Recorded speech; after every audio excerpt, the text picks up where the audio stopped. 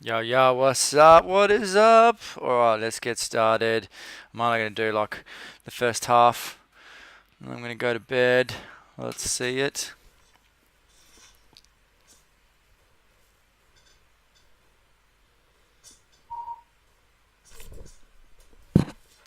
Lovely first hand with the aces. Nice, nice, nice, nice, Yo, nice. what's up, what's up, what's up? Mate, bloody fucking Mark Solinga, bloody Libertine Madden, aka Mr. Runbad against Grant, aka Not Mr. recently. 200 NLZ Reg Crusher. Thank you for doing that review. That was fucking great. I learned a lot about poker and everything, and where I'm going wrong in a lot of things. And as I sort of mentioned, the number one thing was that yeah, I'm just playing too many tables because my fundamentals aren't sound. So um, yeah, hopefully we can. I think this is going to be a fold. I think Yeah, nah, with Brant, it's over. The run bat is over. I've stacked him a fair few times now in the last couple of sessions, so I think he's actually on the bit of a downswing at the moment, unfortunately. But yeah, that's all. It's all over now. Won a huge pot from him the last time, and then I think in Hold'em the time before that, I just kept calling him downlight, which was sick. Yeah, no worries with the review. I kind of enjoyed this as well, particularly with me getting back online and probably going to study a bit more Hold'em now. It's been a while. yeah, hopefully we can um, build upon the last video and I guess build upon the previous hands and that sort of thing and pick up from where we left off. And I guess yeah, really sort of look to I guess improve the mistakes and certainly I think the bet sizing is something I'm going to be paying attention towards a bit more. Let me just turn these speakers down here. Okay.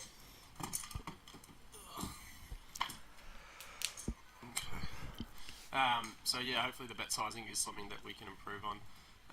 You walked in straight into aces, which is always nice. So basically it's pretty standard. So on the small one here, this guy here, seven always comes. He's pretty loose. He opens the 350 over a limp, just make it 13 in calls. See at the flop, and then I could even make it smaller, man. Like $9, I think is probably better. I actually think checking is okay as well. Just because like yeah, that sort of player like he's quite loose, so he's gonna have a lot of king queen and 9-10 and that sort of stuff that he wants to deal with.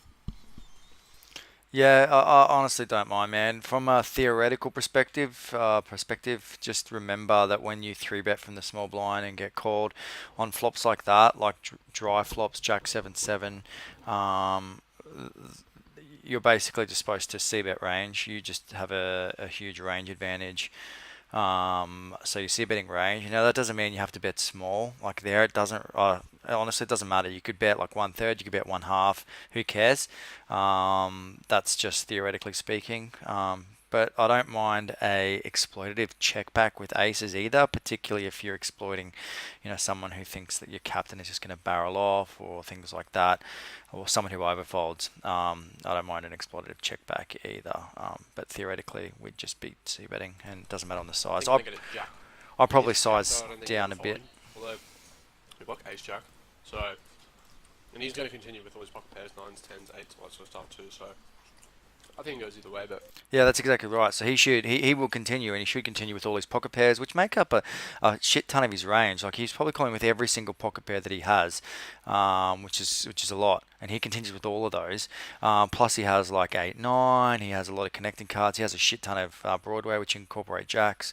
So that's why you bet, and your range does very well against his range, and also your bluffs are also going to have a fair bit of equity against the large portion of his range, which is again why we bet range.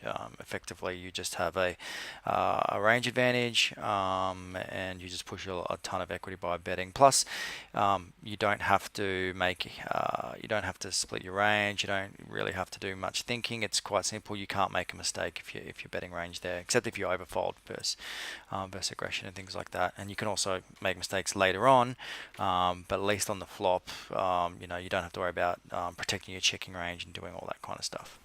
I mean, if I had ace king, I'd probably bet there too. So Absolutely. it's fine. Like against Brant, that's probably a good flop So just on the to left here, I'm targeting check. this guy. Something I didn't get to explain last time that I should have mentioned is the colors or the tags. So because I'm on different accounts, for example, like this guy here who's tagged red, he might be red on this account, but on Minx and Dirt, he might not be tagged. Okay, some of them I'm transferring them across and still working towards it and whatnot. But yeah, it's something that yeah, we're gonna have to sort of pay attention to. This guy's a red, I know for sure.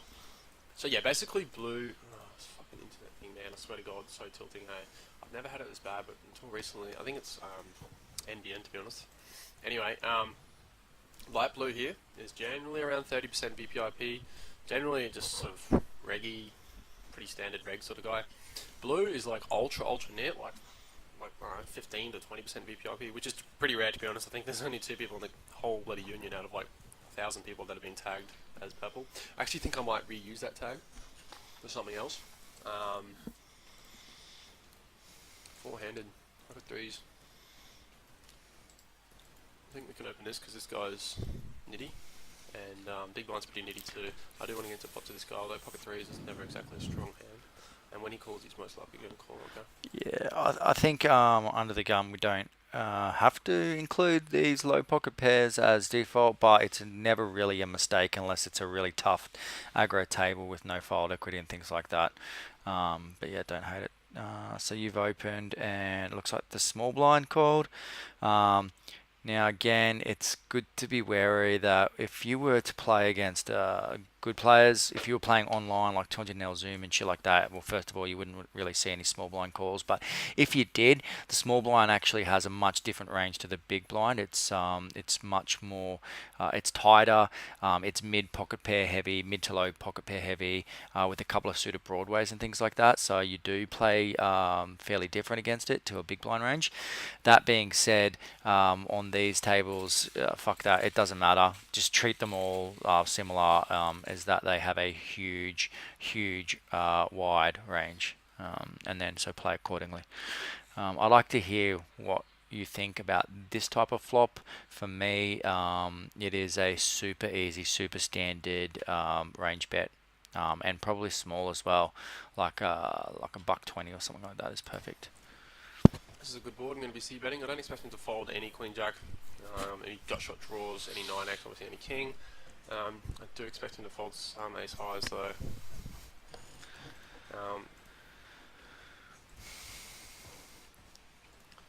Yeah, we go $1.80. Oh, this guy's left. That's not good.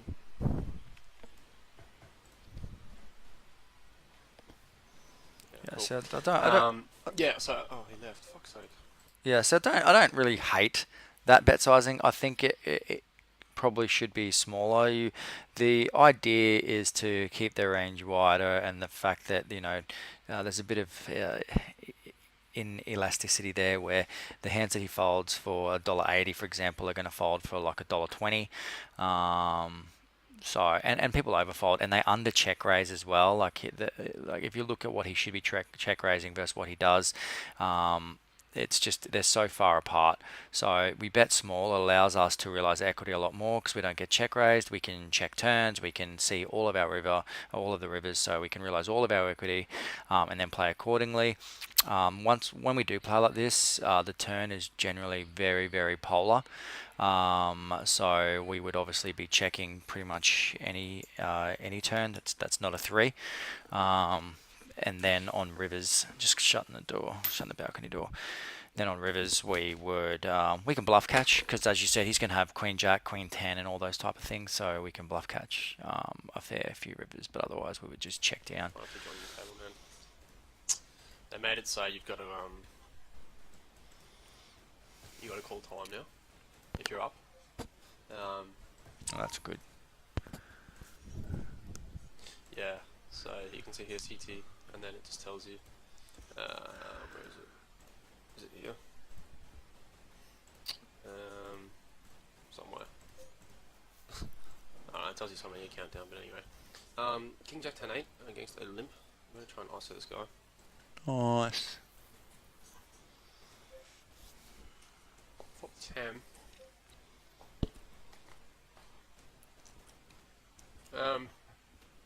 I'm going to see bet. I can't make it too big because I'm going to fold here against that stack. Hang on, Because I'll I listen think to you that's, we've first. got to have the best hand some of the time. Obviously, spades are going to continue a lot. Yeah, so here's the thing. One, you don't really have to listen to me for PLO because I'm not a PLO expert. I'm a novice, for sure. Um, However, a pre-flop is pretty standard. Flop, I think, and again, it's just my opinion. You probably know just as much as me. I, again, just want to stress this fact that I probably don't know what the fuck I'm talking about. Um, but out of position, like if this was a heads up pot out of position, we're supposed to have a very, very low C bet frequency overall. Like all sort of games, like Hold'em included, but PLO, I think like the biggest C bet frequency we have is about 20%. So you can theoretically simplify your whole strategy and check range out of position, which wouldn't be bad. Now, in 3-bet pots and things like that, it's a little bit different. And these pots are probably a little bit different as well. And also, that's just theoretically speaking. I think we can play exploitably. Like when you look at this range, especially this turn, like it doesn't really hit your range well.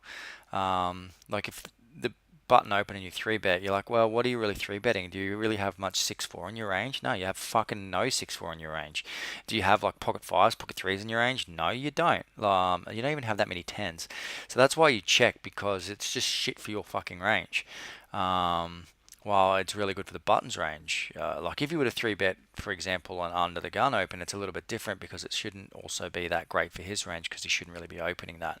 Again, we are talking GTO and theoretically, which these guys and the guys that we play against live are so far away from that. And I'm not saying I'm better than them. I'm not saying they're shit. That's not what I'm saying. I'm just saying that it's different. So we shouldn't be playing GTO and we should be playing exploitably. On this flop, for example, if I was going to see bet, what I want is a pair blocker. I want like a 6 blocker or something like that, a straight blocker, so 6-4, and I want a spade. So all those blockers stack. So if you had like a 10, like ace 10 with just the ace of spades and a 6 somehow, that's an instant c bet because you're blocking so much of their continuing range. The thing to also think about is, whose range does it hit? It's also to think about how wide they are, and also your runouts. There's the polarity advantage, and then there's the runouts. How many good runouts do you have? Well, not many. So there's all those things to think of. I think normally what's going to happen here when you see bet is you're going to get called in at least one spot, sometimes multiple spots, and then there's going to be fuck all turns that you can barrel. So you're going to have to check fold after putting in money. So that's kind of why I don't really like c betting here. You can benefit from seeing turns as well. Obviously, if you see bet, it's an easy check fold, so we don't really give a fuck about getting check raised. If you had a hand that's going to hate to get check raised, well then you'd probably just check more. But here it doesn't matter. We'd obviously be bet folding. We can turn some equity, like for example, any card 9 or over that's not a spade, we would just be fucking smashing it. We can bluff better hands and things like that. We can also get better hands to fold on the flop or on the turn. So if this was heads up, I wouldn't hate a c bet. So I'm not too sure. Like yeah. I really don't know here. I would probably check, but I don't hate the c bet just because we block a 10, but I don't think that's good enough multi-way. It's an okay card, really. Not really, actually, because 6-4 gets there. We pick up a gut shot. I'm just going to check now that they've both called, and most likely going to fold. King 6 here, this is going to be an open. Yeah, the good thing is that again, most people are really exploitable as well, so they don't have sets here when they just flat. They're gonna have draws. Like they don't even have like good combo draws. They don't have the nut flush because they'd raise and stuff like that a lot of the time. So they're just gonna have like shitty draws and sometimes two pair and stuff like that. So like when we bet on flops and we get blank turns, I like to just exploitably bet just a ton. Yeah, he's pots it. Yeah, easy fold. To be honest, maybe I even prefer just checking. Oh shit. Fuck. I don't really want to do that. Fuck. This table doesn't have a timer on it. Some of them do, some of them don't. Hey, we got 2 Tom Dwans in the house. Sorry, as I was saying, so yeah, basically, Yeah, blue is passive nitty reggy guy. Purple's ultra nit. Pink is like aggro lag fish. Like you'd probably see him ship in fucking 910 suited for 100 big sort of thing. Like spew lag. Like Brent would get that tag. Red is Still generally like just high Marco, but VPIP. he Here always we go, gets go there. red. Yeah, anything above 66, or even sorry 65%. Ace two off on the cutoff. I think that's just a fold, unless they're drastically overfolding. Open. It's pretty loose. Yeah, agreed. I think Yeah, like okay, I'll open it. ace Only eight because this guy is is a reg as well. But he's a bit fishy though. We played a hand before. I'll tell you that in a second. unless they're drastically overfolding. I think ace eight Yeah. is going to be the bottom of my Sorry, opening keeping range. distracted. So yeah, red is basically high VPIP, generally on the looser side as well, but just not like a spew sort of guy, but still spew occasionally. Orange is like relatively fishy, so anything between like 50 to 65% will generally get an orange tag. And then yellow is just your other general fish, so anything pretty much from 30 to 55% VPIP. Like this guy will get yellow, for example. We see a reg put in a raise. This one here. Yeah, a little bit bigger. I raise open because I don't want him to call. I'm just going to fold against this. I don't really want to get out of line. Yeah, that should just be an auto fold there. Fuck, that's bad. Just calls. I think this is pretty out of line. Ace two off. I think it's really out of line. Jesus. Get the 3-bet through, the ace two's off. Again, like ace ten off would be like a Yeah, he bets takes RNG 3-bet for me in those I'm going spots. to get crushed there. He bets pot. Yeah. So I think that's pretty out of line with the ace two off, but you know, maybe they're drastically overfolding, Yeah. so going polar and using those hands is okay. They're folding like 80% or whatever. Down, that's why I didn't call time. Right. Queen 9 suited is going to be an open. Although this guy's quite short and we've seen him spew a bit, so. 6, 6, 7, 9, closing the action, set lining really with 3 card connectivity. I think it's probably okay.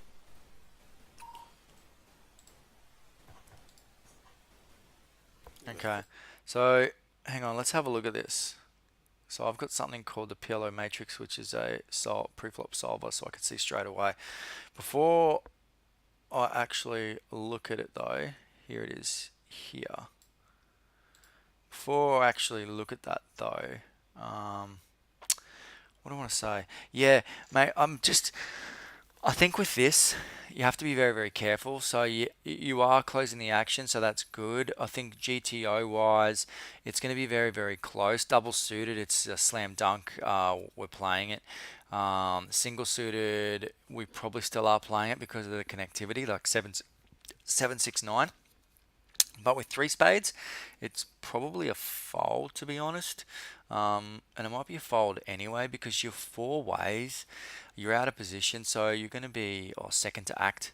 And what's the best case scenario? So I like to think about when I'm in PLO and I'm out of position and I'm here, even when I'm in position, pre-flop anyway, I like to think if I call, what is the best case scenario? What's the best flop for me? So what is it? Like, is it a set? Like, cause think about if you hit a set, if like it's not guaranteed you're gonna win. Like you basically need like a 7 high, 8 high flop to guarantee winning. And if you flop a set, even like on flops like this, you're still kind of fucked because you're gonna get set over set. People are gonna have like massive draws against you. You're gonna be out of position. What are you gonna do? And your flush is like is a non-component. I wouldn't even consider the flush a non-component, even if you just had 2 spades, because 4 ways a 9 high flush it's nothing. I mean, it's more a liability than anything else.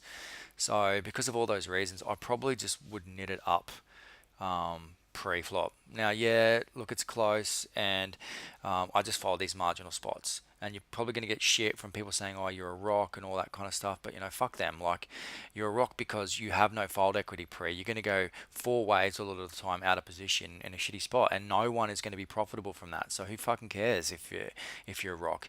Furthermore, they're not going to even if they know that, they're not going to exploit you, and they're not going to adapt. They're not going to adjust their strategy. They're still going to be play the same old shit that they normally do. So it doesn't even matter if they think that. And a good thing is they incorrectly correlate pre-flop with post-flop. So it's like me, because I'm tight pre-flop. They're just like, oh yep, you're a rock, you're a rock, you're a net. It's like, yeah, cool. But then look at post-flop, and I'm pretty aggressive. Like I'm not a sputard and stuff like that. I'm not massively aggro, but I'm actually pretty aggressive. I'm making sure I've always got bluffs in my range. I'm not afraid to barrel. But people don't give me that credit because they just see me folding pre-flop a lot and just assume that. So let's have a look. Mid stakes. Here we go. That's just based on rake. So your big blind, let's say, versus under the gun squeeze. So this is three way as well. So it's not even four way. You have pocket sixes, single suited.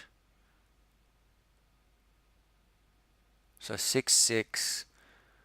It's bad suit. We say it's bad suit because you have three of the same suit. So 6-6-9-7 is actually a call. There you go. So GTO call three ways anyway. But again, I'm not Plus, I was convinced. set.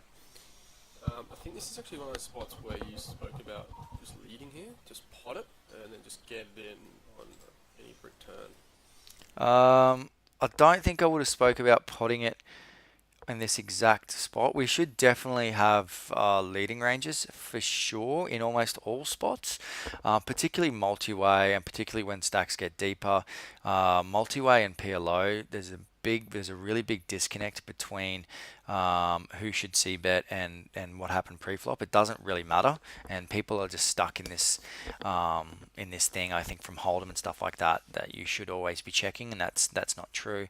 Like in a lot of spots, we should be donk betting like 25% of our range and things like that, which is particularly where the pre-flop raise is going to check back a lot, and we have a pretty good advantage and things like that. Here's a little bit different. So I'm not saying we shouldn't donk, but what I am saying is your four ways and you have bottom set. So I would just check because we can have a look and see what happens. If this guy bets and this guy jams or bet jam things like that, we can just fold. Even though it's a set, I mean, these guys definitely have queens in their range. They definitely have tens in their range. They definitely have like the nut flush draw with some sort of combo draw. Like against a combo draw here, where we're basically flipping, and that's probably best case scenario if we bet and it gets all in, especially more than one way. One way, if we get it in like against one, we're probably doing okay. Maybe because we have backdoor spades, even though that's diminished by the third spade, which again leads to the pre-flop reasoning. We do have a gut shot, which is good. So look, it's never going to be too bad, but against one, best case scenario, we're doing okay. Worst case scenario, we're fucked. And against two, well then we're probably never winning the hand. So I'd check, wait to see what happens. If one guy pots it, yeah, I would probably just call, see what happens on turns. If one guy pots it, another guy goes all in, I would just fold here. So this is a hand that I'm not looking to donk, but I probably would. Just not with this combo. I'm c-betting here because it's a very, very dry flop. Despite being into two people, the big one's going to have a very wide range, and this guy is just a fucking idiot. So when he calls, now we turn the queen, I'm going to... Yeah, I don't hate it. I don't hate the bet. I probably wouldn't, but again, they're going to be very wide, and things like that. But you have fuck all, you have shit blockers, which is shit. You're multi-way, so I'd probably just give up. If I did see bet again, I think you're just using too big of a size for the purpose. Let's have a look at what size you used. Just pot it, and then just get it in on any brick turn. Yeah, I think that's just too big. Like, so we're obviously folding against any raise. Like, you know, we're only c betting because we think they're wide and we're going to take it down. So the pot's 540. Like, why not just bet like a buck 50 or just a quarter? Like, if I was going to bet, I would just bet a quarter. Like, you know, we don't need to be betting this big. I think again, it's I'm just a CVing bit of here a because waste. it's a very, very dry flop. Despite being into two people, the big one's going to have a very wide range, and this guy is just a fucking idiot. So, Yeah, exactly. So listen to your thought process. Like I'm CBetting here because there's a dry flop. They have wide ranges. So that just leads me to say, well, why not just bet small? when he calls Like down it's a turn good thought 20, I'm going to process. check back, and this is not good. I guess. Yeah, I'd like to check back here. Yeah, I mean this is exactly why this is kind of exactly what I'm saying pre-flop about why we should probably think about folding because what's our best case scenario for our hand? Well, we hit one of them a set and we're still kind of fucked. We're still like on the flop now thinking, oh shit, this isn't good. What do we do? Exactly what I was saying, and one of the good reasons why I check as well. But yeah, it definitely demonstrates what I was saying about pre-flop and just really thinking about what's the best case scenario and stuff like that. Um, I do think you have to get it in now, but I don't. I think you're yeah, I fucked. just think we're just going to have to fucking get it in now. I mean, if he's going to set then whatever. Agreed. Oh wow. So you check back turn like a fucking genius, hit trips. This is a slam dunk jam. Well played. Stack him and get it in. Get it in here. Okay, he's got a full fucking wrap. Yeah, so look at this. So he's got like a flush draw wrap and we're 55%. So 55% is still pretty good, but this is like again, literally exactly what I'm talking about.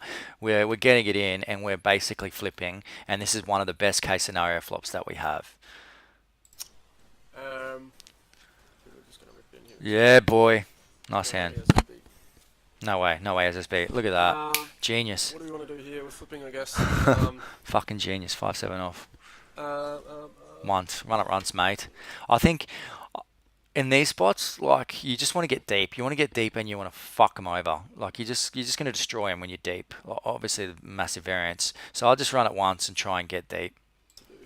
If you run it more than if you run it 3 times, I completely understand. Oh, he does. Oh, my boy. okay, that's not a good card. Oh fuck. Oh fuck. Terrible run out. Yeah. That's fine. I think, yeah, just like whatever. I love the fact that you only ran it once though. PLO. Genius. Maybe because he's got a 10, we should run it. Nah, fuck it. I'll just run it once, man. Yep. Agreed. Top up. Play deep. But, yeah, that's right. He'll stack himself. It's fine. If he gets chipped up, I'll top up. So now he's a little bit deeper. You're deeper. It's all good. Um, All good. yeah. Definitely going to see that. I'm making it a little bit bigger because I think he's just going to call a lot. His range is already wide and his continuing range is wide too, so I think I could just bet.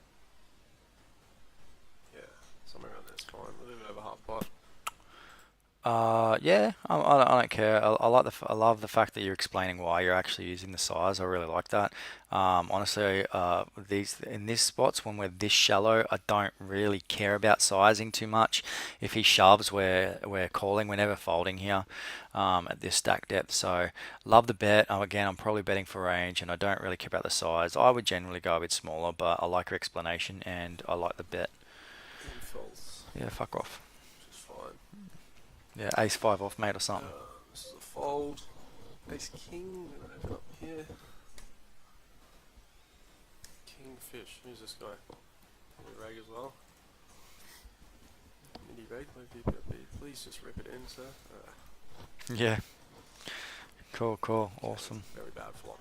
I'm just going to check here. C running into two people without a spade is just suicide in his hands. I think Agree. Oh, that's a good card. I've got enough showdown value. I just want to try and get to the showdown. Agree. Oh. I think we can still get called by an 8. Love the bet. I think you don't want to condense like their ranges too much and just say 8. I know you're not. I know you're just saying, look, I can get called by shit, which is great, and you're just saying is 8 is probably the bottom of their calling range. I understand that, but just in case, it's great not to sort of condense your thought process too much. And basically, at the end of the day, can you get value? Yeah, you can. You can get value from fucking a lot of things from worse ace X. We know this guy's going to have every single ace X in his range. You can get value from any spade. I doubt a king, queen of spades, or like even pocket pairs like tens and nines with the spade is ever going to fold here, which is why we bet. And for those reasons as well, that's why I would size up. I would make it bigger and go like 340 or something like that, 350. I'll just go bigger because I don't think they're going to fold, and then we can either value bet or check back comfortably on rivers. But I love your thought process. I love the bet. This is a very well played hand.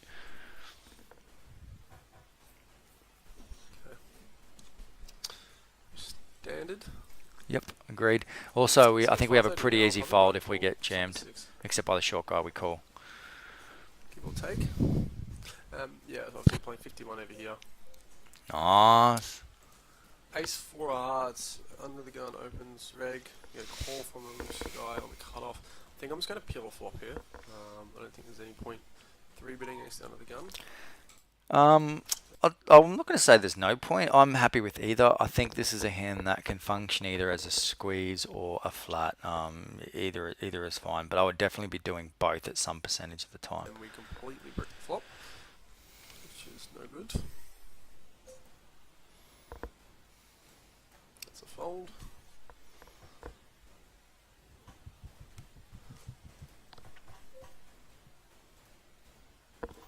I should expect ace high to be good here a bit. He's going to have some ace queen, ace king, and that sort of stuff.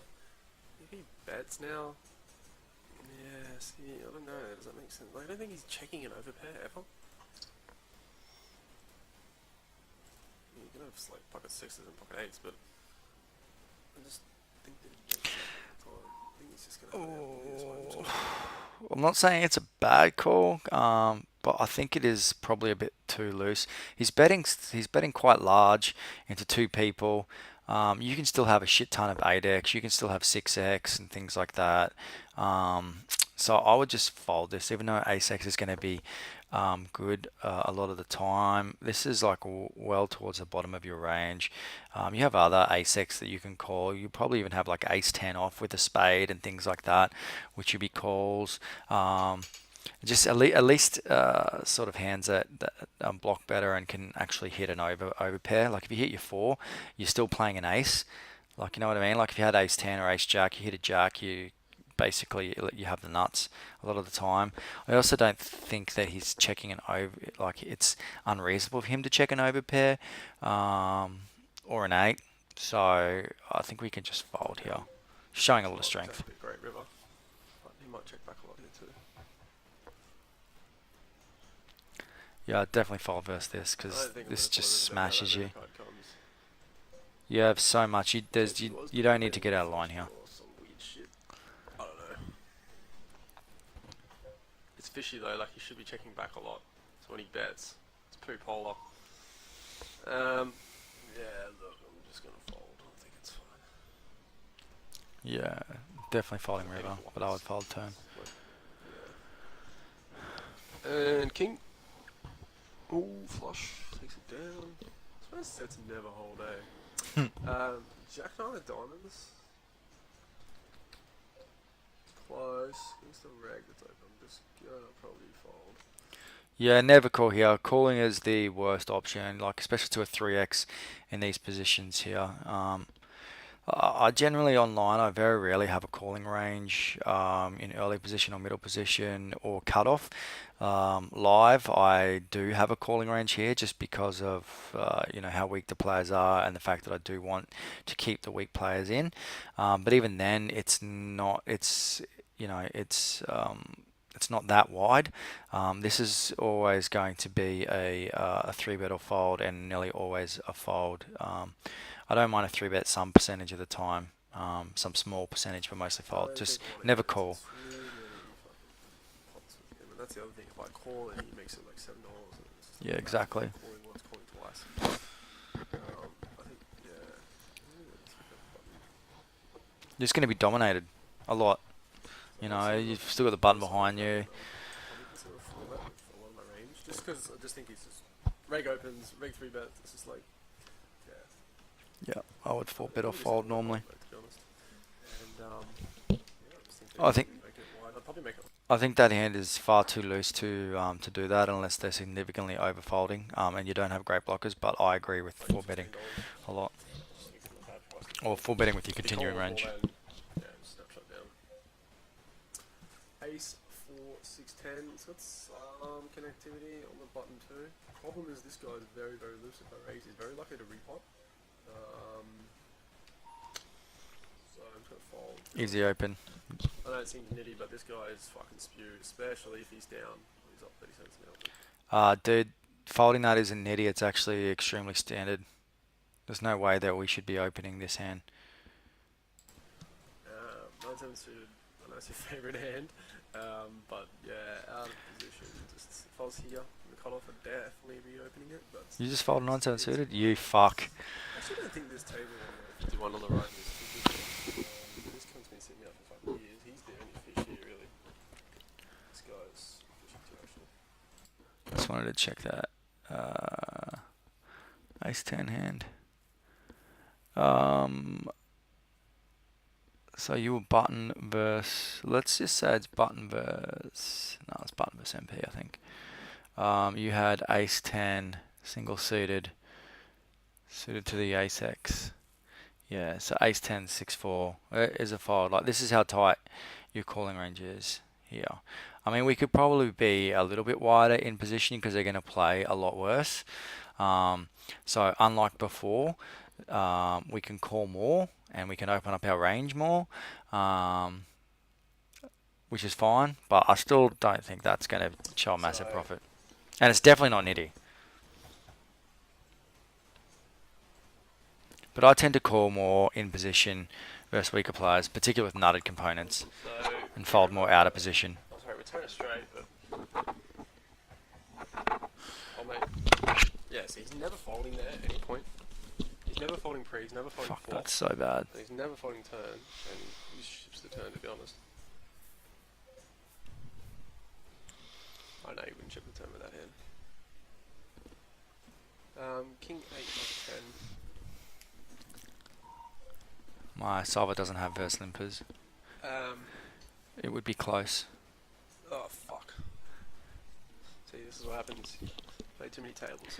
I think the ace 10 off squeeze is okay. I'd probably prefer a flat, but I actually don't mind either way. Raising is fine, flatting is fine. I like it with king 10 9 8 with suited to the king of clubs. I think in the cutoff it is a GTO call actually, but I think here we go multi-way more often than solvers. We're also going to get squeezed a fair bit, and we're just not going to do great. If we go multi-way with a king high flush, it's still not, you know, we're still not loving life. So I don't really mind what you do. I'd probably fold, Everything at once. but I don't hate a squeeze. Yeah, I think I was tempted to pot this hand. This king 8 9 10. Yeah, I don't mind it, but I think the fold is fine. So Exactly. flopping that flush draw. Pocket fours on the small line. I'm just going to flat down step one. I want this big to come along.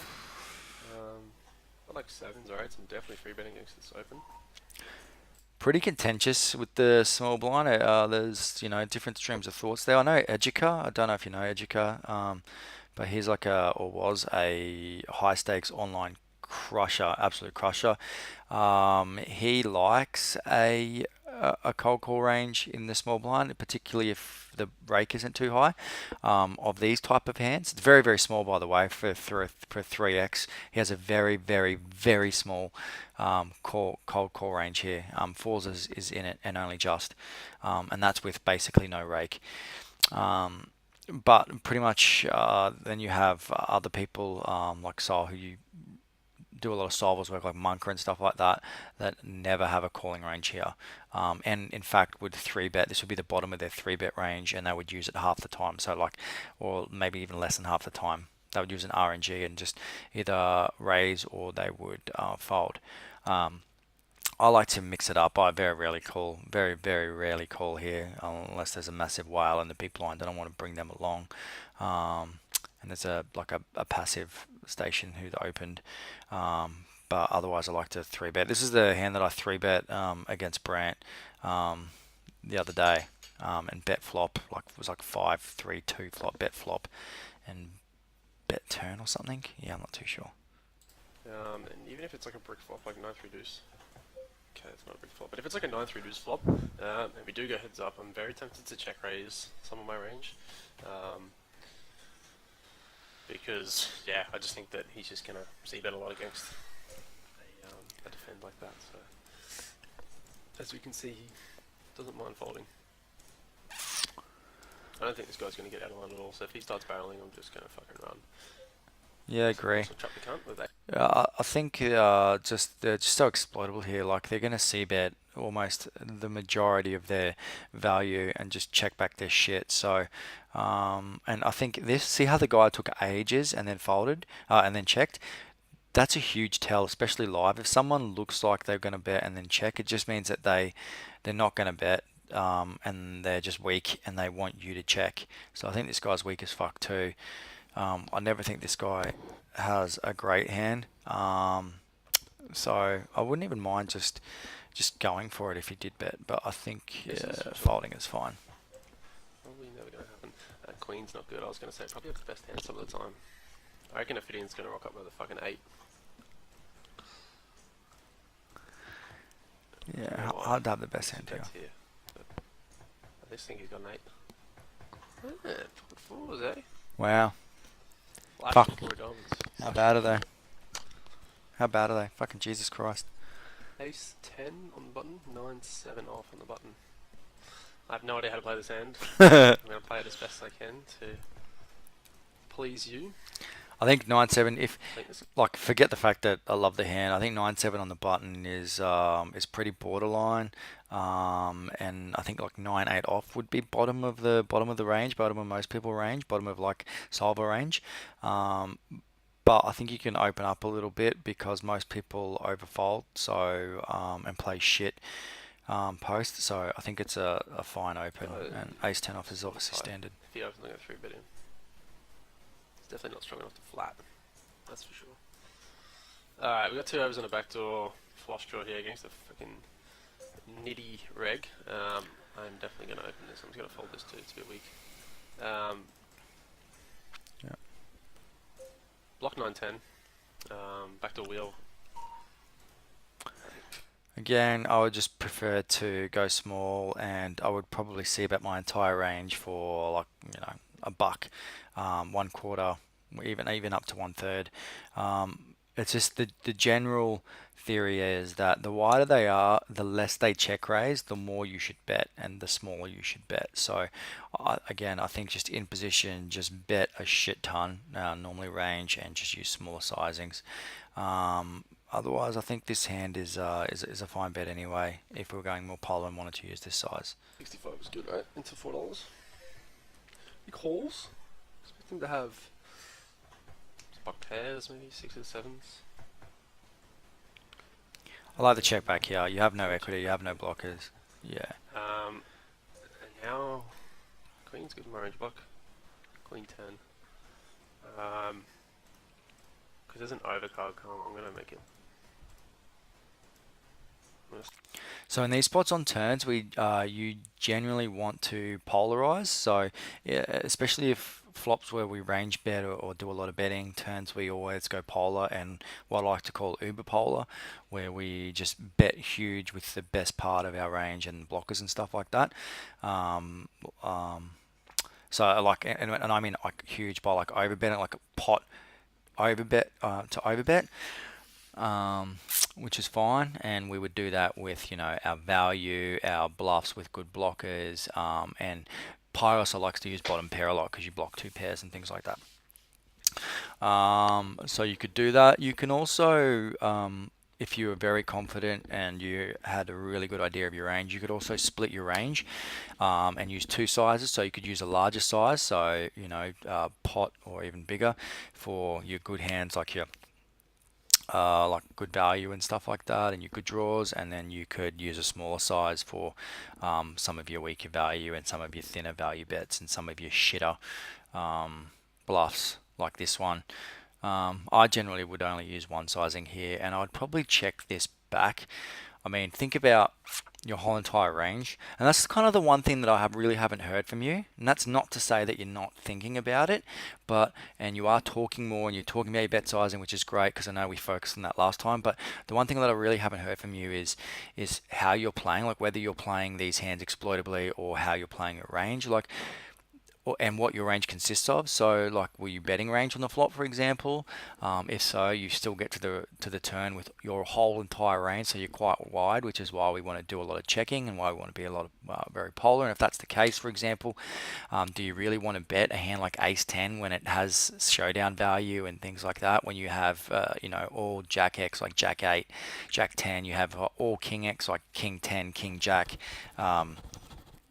King 8, all this shit. You have you even have like Ace 3, Ace 5, which probably even checks themselves. You definitely have 6, 7, 10, 8. You have all these type of hands which are better blockers, less showdown value. So just think about how wide your range is, and then think about where are you in your range and how much of that does it want to bet. Because if you're betting Ace 10 here, even with the heart, I think you're clearly going to be over bluffing and just betting over barreling, to be honest. Yeah, so just keep that in mind. Think about your range, think about where you are in your range, what you're doing with that, and then what bluffs you really want to have. And the more showdown value you have, the less you want to actually bluff here. Size up here, it's really put pressure on a 9. If he calls, then I'm probably just going to give up. Because he can have the Queen of Hearts too, which is, I mean, one card, but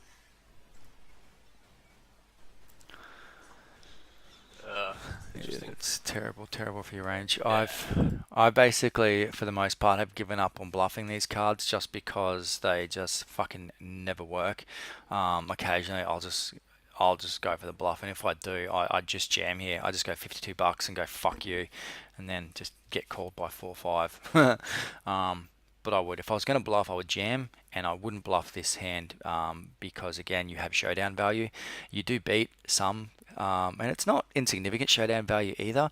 I mean, even though you block Jack 10, he can still have a shitload of Jack 10. He can still have a whole ton of worse flush draws. Like he's probably got every single flush draw, like 6, 7, 6, 8, all those type of hands.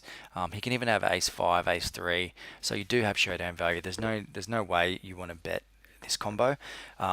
And again, I'll just consider your range. You don't have any 9x. What do you have? And what do you want to bet? And consider whether you want to bluff at a correct frequency or under or over bluff. And I would definitely be under bluffing here. So I would need some real good cards like 10-8. 10-8 with no heart would be fucking primo. Something like that to bluff. And I'd be very cautious in value betting myself. Yeah. One thing to note as well on the turn, when we check, when we protect our range, we protect our range by checking cards that hit all runouts. We don't protect our range by checking value, which is what we do out of position. So we never check the nuts here. We never check like pocket queens or hands like that on the turn. What we do instead is we check some flush draws. We check some straight draws. Normally I would be checking some non-nutted straight draws. So that means whatever the runouts are, we always have value in our range. I think he's obviously got showdown value now, and I mean, he's definitely going to have some 9s, although the board's blown out. Look at the 9. What does he go? He's not calling with the 4, is he? I'm just going to check. I don't expect to win, but I don't think he's folding.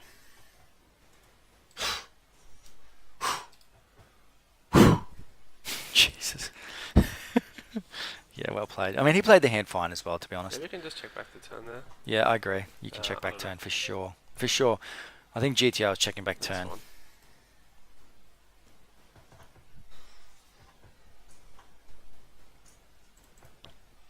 good to know that he's going to call. So again, this is going to play out similar again to the last hand and a few that we've spoken about. You're out of position. He's in the big blind. So, whose range is this better for? Whose does it hit? I think you could go either way, but again, I just prefer to simplify and bet range for small.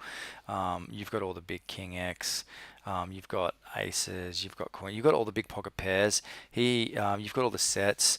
I mean, he has twos and he has fours. He has some two pair, not that many. Um, so you've definitely got range advantage. You've got nut advantage. Again, are they going to check raise enough? Fuck no, they're not going to check raise enough on this flop. So you can just print by betting small, betting like a buck. With your whole range is fine. If you were going polar, and I think it's okay to do that as well on this sort of flop, this can go either way. Ace 8 with the backdoor can play either way, so I'm fine with a bet. One point to note is if you are going to take a more polarized strategy on this type of flop, what you do want to bet, and what you probably do want to bet is all of your small pocket pairs, and check your medium to larger pocket pairs, like for example jacks, queens and things like that. They don't really benefit that much from betting, though they still can. They can get value from other pocket pairs and flush draws, which is why I bet small and bet range. But if you don't want to do that, they don't need that much protection, while your small pocket pairs like fives and sixes and sevens, they really do. They would rather bet and fold out two random overcards and things like that. And you also want to put an emphasis on your heart combos here, your flush draw blockers with your pocket pairs. So you want to emphasize betting those. But yeah, A few streets. either way, happy with whatever. So what a brick flop. It would also be good, again, just to hear what I was saying before, how you're playing a range. Are you betting range here? If so, don't really like the size. Are you going more polar? And also, what's your plan for turns? Like, on what turns are you barreling? What turns are you checking and things like that? Fold here. And again, exactly like last hand, we always want to go, well, not always, but nearly always, we want to go polar on turns. We want to go really big, like 3/4 pot to an overbet size. So again, when you think about this hand and what you range and what you have, do you really want to be betting this hand? I don't think so. Like, you have the shittest blockers in the world. You have no blockers. You have no river, no equity, and you have tons of better hands to bet, and you also have showdown value. So that's, again, you're just getting in this mindset. I have some showdown value because he's going to have all flush draws. He's probably going to have queen, jack, and some just random shit. So you have showdown value. You have no equity and things like that. So the less showdown value you have, the better blockers you have, the more equity you have. They're the drivers to bet. And the reverse is why you check. So this is a slam dunk check. Here again, you can either use your two sizing approach, in which case you can value bet thinner with the smaller sizing. Like for example 10x, you could bet thinner for sure. And some of your shitter bluffs, like maybe some just random ace x with just the dry ace of hearts. And your other crappy bluffs, and then you can use your bigger value hands and your better equity draws for the larger sizing. And you should also sort of mix some in between as well, so you're not too obvious and they don't just start check raising you when you bet the small size. Again, not really necessary against the vast majority of players live at these stakes. And I would still probably here I would split my range because I think I can do it quite easily, and I don't think I'm going to get exploited by not doing it perfectly, and I don't think I'm going to make too many mistakes. Well, I think they will, but using one size is definitely probably better. Yeah, so either way, not betting here, using either 3/4 or probably an overbet size, and going from there. Okay. And again, we check our range by checking back Well, I don't equity. think he's folding a king. I don't think he's folding hearts, and I'm just playing the top of ace high. I think I'm just gonna Agree, love it. I think he's just gonna lead like 480.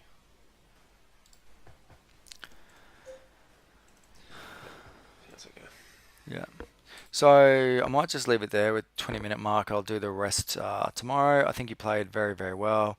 Love the talking.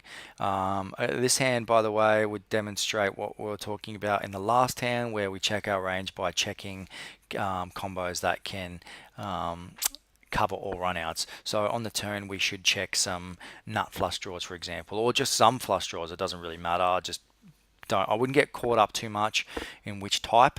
I would just simply know that I need to check some flush draws and pick some. But yeah, I'd probably check some nut flush draws with some showdown value, and I'd probably check some of the shittier ones that don't have the greatest blockers, like maybe like 7 high and things like that. So then on the turn when he bets, we can just fucking raise because we have value, and then that way we can also have bluffs. So we need to keep some bluffs in our range. All right, buddy. Well played. Love it. You're smashing these guys, and I will finish the rest tomorrow. Well done, my friend.